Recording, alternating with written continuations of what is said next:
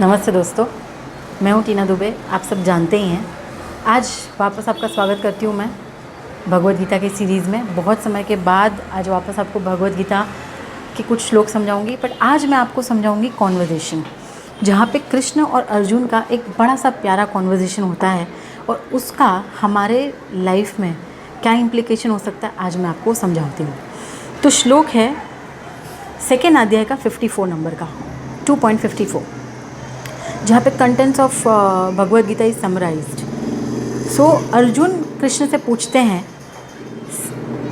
अर्जुन उवाच स्थित प्रज्ञस्य का भाषा समाधिस्थ स केशव स्थितधि की प्रभाषेत किमासीत व्रजेत किम।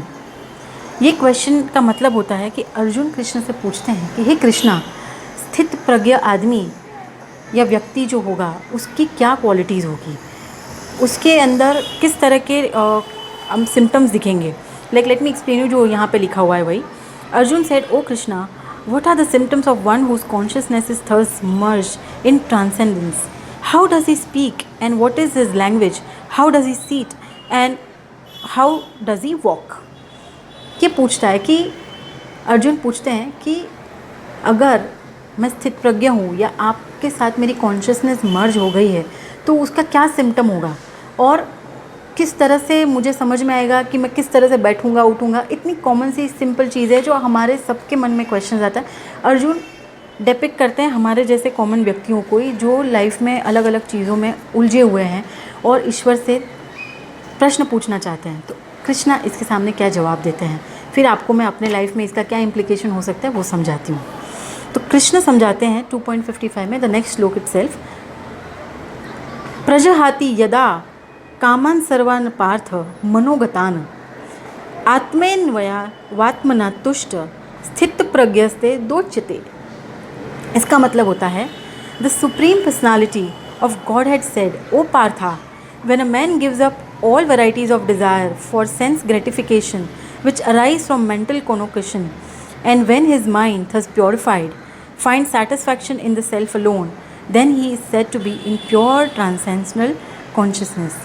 जब आपकी सारी इच्छाएं, आपके मेंटल कनेक्शन सारे कुछ समाप्त हो जाते हैं, या अभी आपको एक सिंपल लैंग्वेज में आपको मैं बताऊं कि आप अपना कर्म तो करते रहिए, पर स्थित प्रज्ञा का मतलब होता है कि खुशी में ना बहुत खुश हो जाना और दुख में ना बहुत दुखी हो जाना। आप कॉन्स्टेंटली एक स्थिरता में, एक पर्टिकुलर एक जोन में रहते हैं जहाँ पे आपको वो चीज़ बहुत ज़्यादा डीपली इतना असर नहीं करता है। तब आप समझिए कि आपका ये जो कॉन्शियसनेस है वो ईश्वर के साथ मर्ज हो रहा है और आप कंटिन्यूसली एक तरह के सेटिस्फैक्शन के भाव में आप रहेंगे, that you are completely satisfied. अभी आपको इसमें क्या समझना है कि सेटिस्फाइड हो जाए, कोई काम ना करें? तो dear friends, let me explain you कि being satisfied and being ambitious is two different thing. वो एक नहीं है। एम्बिशियस हमें सबको रहना चाहिए, काम करना चाहिए, आगे इच्छाएं भी रखनी चाहिए, परंतु being unsatisfied with what is your present situation और अभी प्रेजेंटली आप क्या कर रहे हो, वो आपको तकलीफ़ देगा। आप जो हो अभी, जो भी चीज़ आपके पास है, उसके लिए ग्रैटिट्यूड फील करिए, उसके लिए सेटिस्फाइड रहिए, खुश रहिए और आगे के लिए आप प्रयास कीजिए, अपने कर्म कीजिए। इतनी सिंपल सी चीज़ है जो भगवद गीता में बहुत आसानी से बार बार समझाई गई है, बट लोग उसमें कन्फ्यूजन क्रिएट करते हैं और समझते नहीं कि हम कर्म करना छोड़ दें, हम सन्यासी सोच लें, हम लाइफ में कुछ सोचें ही नहीं, इच्छाएं ना करें। इच्छा करनी चाहिए, इच्छा नहीं है तो जीवन में आप आगे बढ़ने का सोचोगे ही नहीं, आप कर्म करोगे ही नहीं कोई चीज़ का। इच्छाएं करिए, पर आपके पास जो है उसको भी आप नकारिए मत, उसको इग्नोर मत करिए। Don't be unhappy with what you are right now, be happy with what you are, be happy with what you have right now, but at the same time आगे एम्बिशन भी रखना है।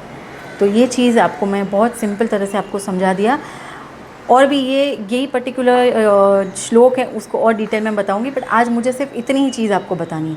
तो अब तक के लिए इतना ही। जय हिंद, जय भारत।